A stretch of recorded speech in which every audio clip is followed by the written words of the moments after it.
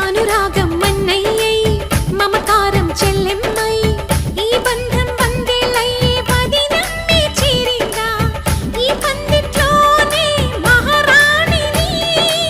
నీ అన్న పాదాల పారాణిని స్వర్గమొచ్చి మన వాకిట్లో ఈనాడు వారేనమ్మా ఒకరెమ్మకి విరిసే పువ్వులం ఒక పెదవిపై మురిసే నవ్వులం అనురాగం చేసే పెళ్లికి శుభలగ్నం